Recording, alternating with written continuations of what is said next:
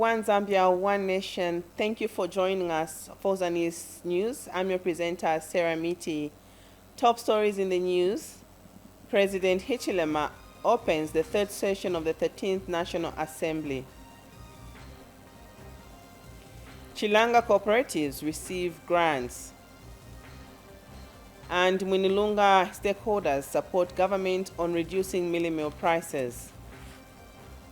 Zanis News in detail. We begin the news from Parliament, where the official opening of the third session of the 13th National Assembly took place. And President Hakainde Hichilema says government is in the process of establishing a mineral regulatory commission to regulate the mining sector.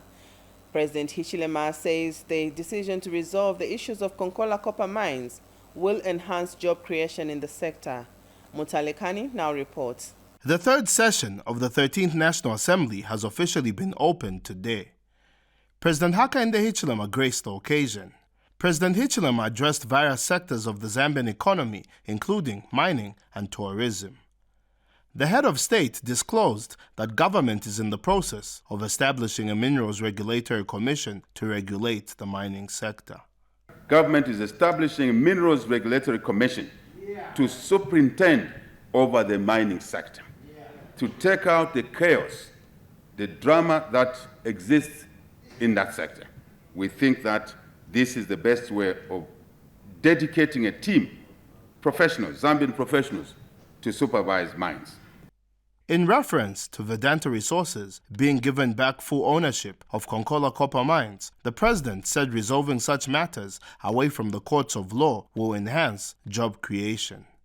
We want to reassure our citizens that government is working hard to resolve all the outstanding issues at all the mines, including Mopani copper mines.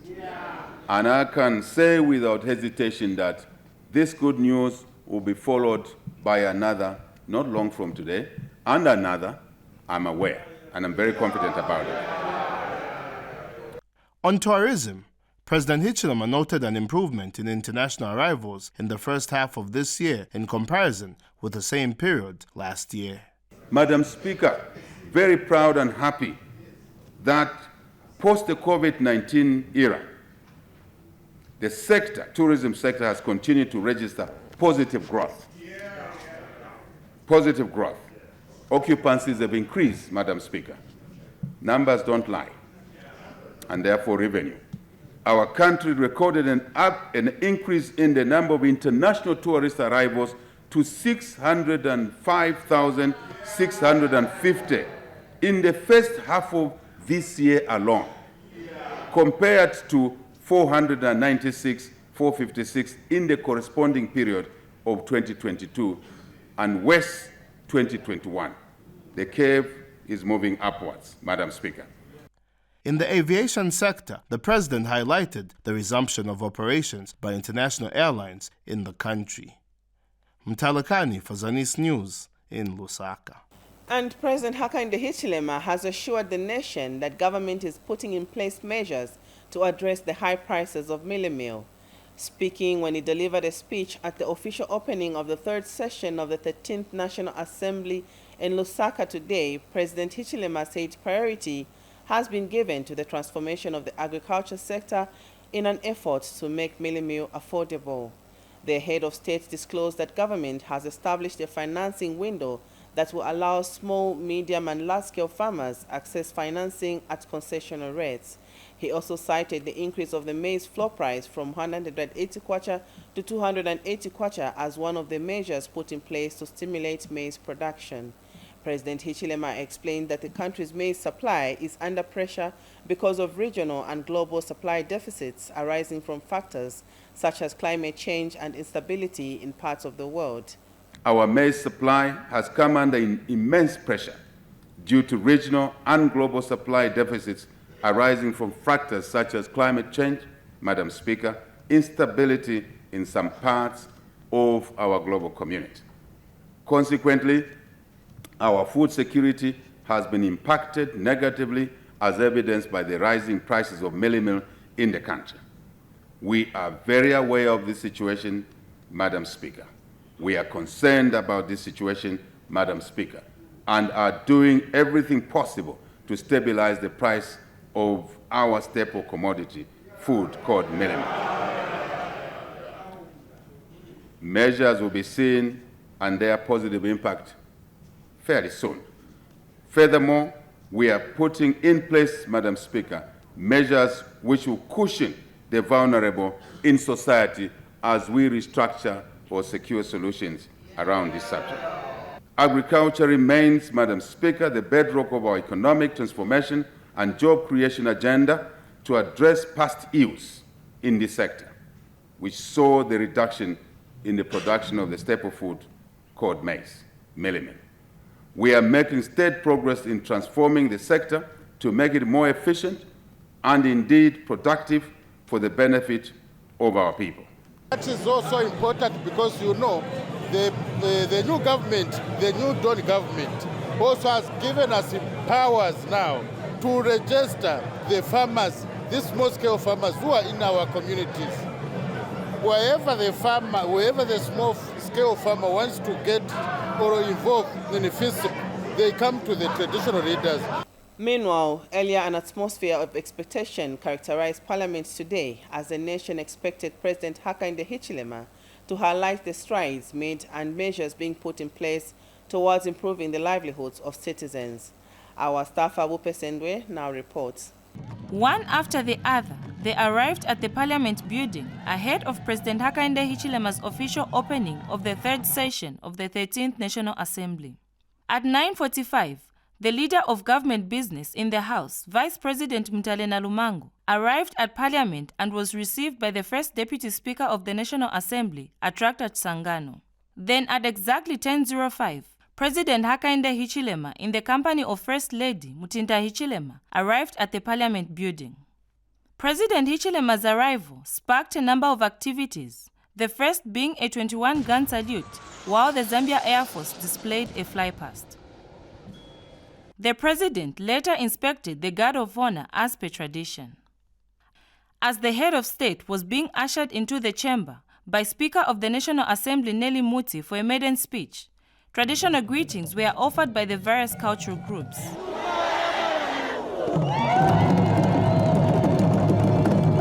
Once the official speech was delivered, lawmakers and partners in development shared their thoughts.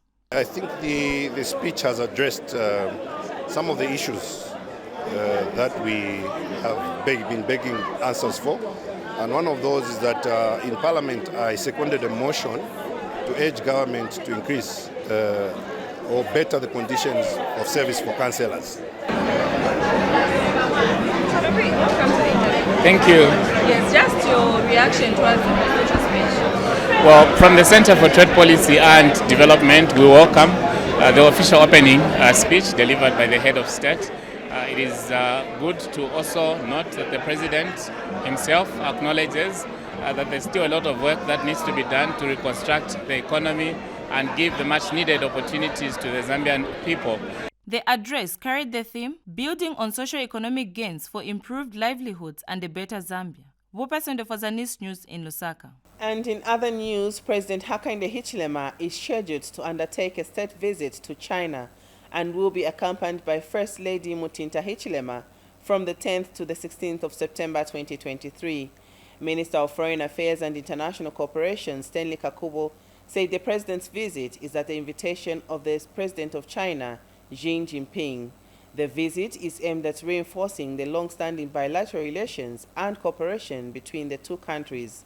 We have more in the following report. After their brief meetings on the sidelines of the 2023 15th BRICS Summit in Johannesburg, South Africa recently, President Hakainde Hichilema and the President of the People's Republic of China, Xi Jinping, are set to meet again, but this time around in China, where President Hichilema is being expected for a 6-day state visit. President Hichilema's state visit to China is expected to escalate bilateral and multilateral talks between the two countries, premised on areas of mutual interest in key sectors such as mining, technology, agriculture, energy, infrastructure development, and manufacturing. According to Foreign Affairs Minister Stanley Kakubo in a media statement, the key highlight of the state visit will see the two presidents oversee the signing of bilateral agreements and memorandum of understanding in various sectors, including economic cooperation and investment, which will set the foundation for practical results. The president's official visit to China will begin with Shenzhen City in Guangdong Province, commonly known as the Silicon Valley of China, due to its technological advancement, especially in software products and electric motor vehicle manufacturing business. Shenzhen is a key destination as it is the home of the world's biggest brands, such as Huawei, Transcend, ZTE, and the home of the world's leading electric car brands such as Tesla, Porsche, and BYD, which means build your dreams. President Hichilema has been keen on tapping into the electric car business, since Zambia has resources that contribute to this sector, such as lithium and cobalt, hence making his visit to Shenzhen a significant one. China is one of the leading countries with regard to electric vehicles. They need the resources we have: copper, cobalt, nickel, manganese. So the issue is that how can we work with China, South Africa, so that in Zambia we can manufacture components, for example, required for the motor industry here in South Africa, connected to the market and the technology from China. In China, the number of gas-propelled motor vehicles is competing at equal square with electric vehicles as the country moves towards a total green energy era. In this country, there are two car number plates to distinguish which car is gas-propelled or electric. The green number plate denotes an electric vehicle, while the blue number plate denotes a gas-propelled motor vehicle. With a population of 12 million people, making it China's third populous city, it boasts of a GDP of $480 billion. The president will also visit Fujian City in Fujian Province, also known as the Port City, which is China's industrial and transportation hub, Zhongshan City in Jiangxi Province, known for its flourishing tourism sector, finally Beijing, the capital city of China, where President Hichilema will now hold official talks with the President of China, Xi Jinping. Meanwhile, while Zambia is experiencing the scorching sun and heat at this time of the year, China is experiencing a heavy downpour of rain and coldness. But despite these variations in weather, Zambia and China continues to enjoy warm and cordial relations. Kalan Uchima, reporting for Zanis, Shenzhen City, China. We take a break, but still ahead in the news, Nkombo gives grants to cooperatives in Chilanga district. Stay tuned. For news and current affairs, entertainment, sports, children's programs, and a host of other events in and beyond our borders, Zanis TV has you covered. On Channel 6 and Channel 458 on Topstar.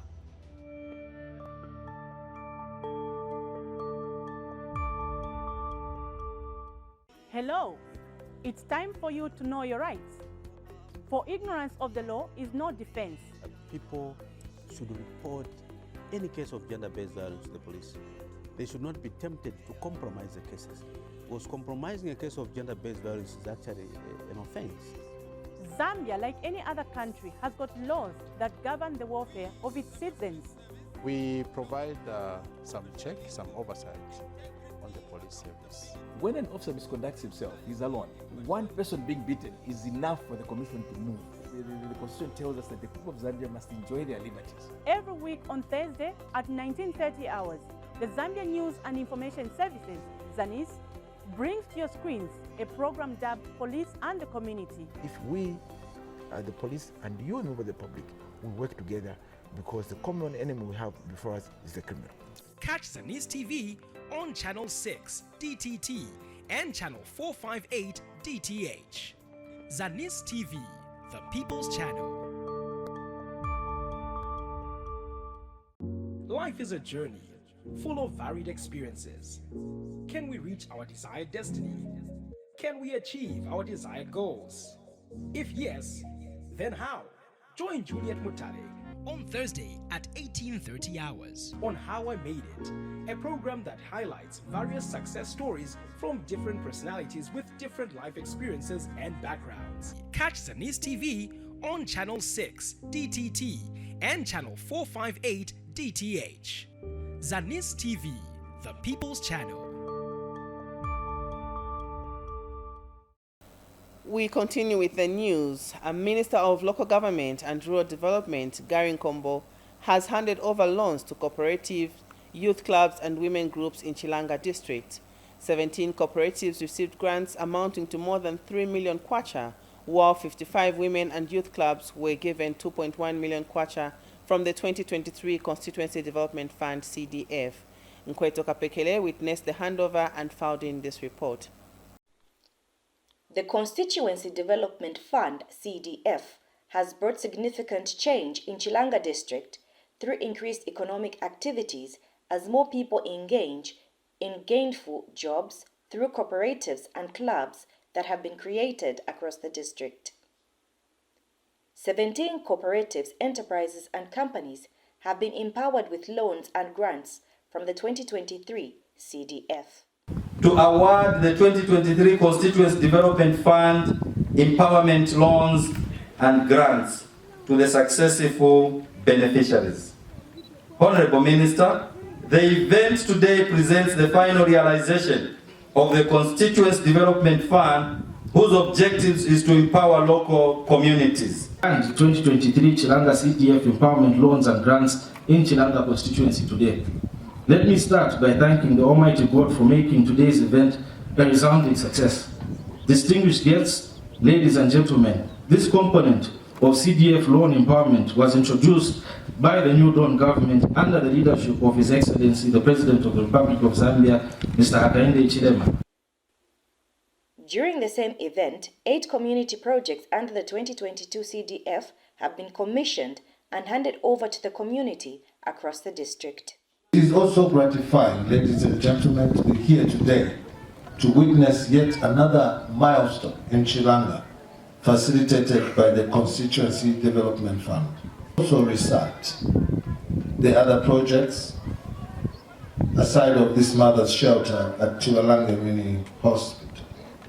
These include, and not limited to, the following: an ablution block at Musamba Primary School, and also one at Lusaka West School, a water scheme at Lusaka West School, a health post at Kacheta Primary School, a wall fence at Mount Makolo Health Post, a staff house at Mano Primary School, Chungu water reticulation boreholes just across here in Namalombo, and also, last but not least, a classroom block at the Zambia National Service, Sopelo area. The beneficiaries are happy and had this to say.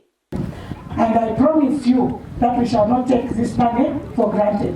We are going to use it to the full so that we uplift our lives. We uplift the lives of our families, our communities, and then help other people that are not in employment so that they can find something to do. The provincial and district administration says CDF is bringing the much-needed development to the area. It is a testament for us in Lusaka province that the constituencies that are under us here in Lusaka province are utilizing the CDF. I would want to borrow the words of your area MP, who has implored the beneficiaries to make use of the funds that are going to be given to you in a proper manner. Let us not forget that we are a nation that is eager to develop, and when we're given these resources, let us be responsible enough. I would like to urge all of us to continue working together in Chilanga so that we promote development and create jobs for our youth. Nkweto Kapekele, Zanis, Chilanga. Now, Local Government and Rural Development Permanent Secretary for Technical Services, Nicholas Piri, has implored district commissioners, members of parliament, mayors, council chairpersons, and council secretaries to work together in the utilization of the Constituency Development Fund, CDF, in all the districts across the country. The permanent secretary was speaking in Osaka when he gave a presentation at the In-Service Training and Alliance Procurement and Capacity Building Workshop. Mike Munkombwe has the details. Many successes have been recorded under the Enhanced Constituency Development Fund, CDF, but other constituencies are still grappling. However, a training focusing on the implementation and management of CDF is being conducted. To improve the performance and the technical competence in the management and accountability of constituency development funds in all the 10 provinces of the country, in all the districts and all the communities, so that at the end of the day, we can see the transformation of our mother Zambia. We saw it fit to bring the nation together from all the constituencies, who are the stakeholders, members of parliament, the communities, religious leaders, that will be making decisions and identifying these projects so that they are knowledgeable about the do's and don'ts of utilizing these funds. Local Government Permanent Secretary for Technical Services has called for teamwork among local leadership in various districts. Your leader, the president, is absolutely committed to making the CDF a success. And I want to submit to you that no matter how much the president is committed, if we in here do not work as a team, this success will be very difficult to achieve. The CDF Act of 2018 is also earmarked for amendment. The CDF bill was given a go-ahead by Cabinet for it to be tabled in Parliament for amendment. Actually, it's a repeal and replacement. What it is trying to do is to address the new realities that have come as a result of the increased scope of the CDF. So it is trying to address all those kind of things. Local authorities are happy with this training initiative. You know, CDF amount of money is increasing every year. And if the councils who are the implementers are not educated how to use this money and understand the processes of procurement, I think we cannot work well as a country. We need to ensure that these things that are being done in the interest of developing a district. As the head of state says, he wants to develop every district. Mike Munkombwe, Zanis in Lusaka. In Northwestern Province, Tuvanganai Secondary School in Solwezi Central has started a program under the production unit to enhance agricultural skills in learners. School head teacher Samson Chilanga says the school wants to empower learners with survival skills. Mwiche Chipoya has more details in the following report. This is the production unit at Tuvanganai Secondary School. The unit, which is being managed by learners and teachers, is aimed at enhancing skills development away from the usual class interaction.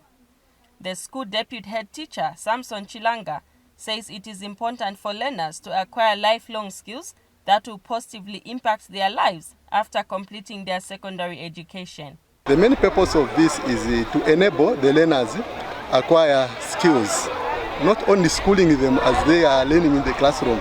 We're coming from a background where learners were just being schooled, but they are not being educated. So I would like them to be educated to the extent where they even acquire skills, so that even when they complete school, they could survive using such skills. Because it's not automatic that all of them will have a white-collar job. Some of them will venture into business, and agriculture is also a business in which they can venture. So that we empower our learners so that when they complete school, they're able to have something they can put their back on for survival. Dennis Budala is the production unit coordinator. We opted to use sacks for the production unit. Plants are also easily managed in sacks because we are allocating at least 2 sacks per child, so that they plant themselves and also learn how tender the plant until it grows to maturity. And the learners explain the impact of the initiative. That we learn in academic schools that we are able to use in future. We can make a home garden that we are able to use, because not everyone is financially stable at their homes, but they can use the products that they are farming at their home garden in order to sustain their family. Acquiring such agricultural skills will help in alleviating poverty levels in the local communities. Mwiche Chipoya reporting for Zanis, Solwezi District, Northwestern Province. In Eastern Province, National Guidance and Religious Affairs Director Sande Mwape has called on chiefs to help government inculcate the nation's values and principles as enshrined in the Constitution. Mr. Mwape was speaking in separate meetings with Chiefs Katumba and Nyanje. We have more in the following report. A person without values loses direction, and so does a nation that does not adhere to its own values and principles. This is why Department of National Guidance and Religious Affairs Director Dr. Sande Mwape embarked on this mission to Eastern Province and met with traditional leaders. In Katete and Sinda districts, he engaged with Chiefs Katumba and Nyanje. These national values and principles, if they are realized at family level, at individual level, community level, all these issues which we are having pertaining to the behavior of human beings in our communities will not be a challenge. We have morality and ethics, we have patriotism and national unity, we have democracy and constitutionalism. And we have come to enjoy the fourth one that is so inclusive, the human dignity, equity, equality, social justice and non-discrimination, good governance and integrity and sustainable development. It is the appeal from the Office of our Permanent Secretary and the Vice President that they are expecting the traditional leaders to remain non-partisan, because you are expected to be the champions and supporters of the government policies of the day, as well as to promote the national unity. That this government has demonstrated equality in a number of ways of doing of things. That's why there is no constituency that is considered to be less than the other. All constituencies are receiving the equal amount of constituency development funds, because they are looking forward to have an equitable development. Traditional leaders appreciated the visit.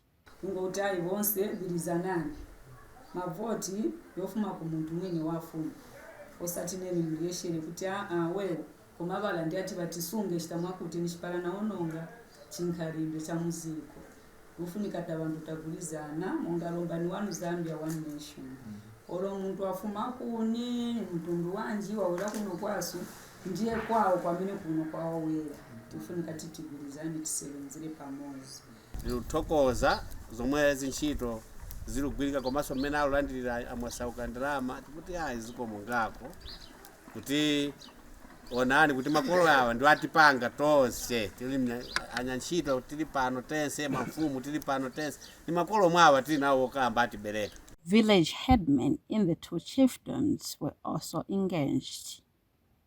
Abigail Kashweka reporting in Eastern Province.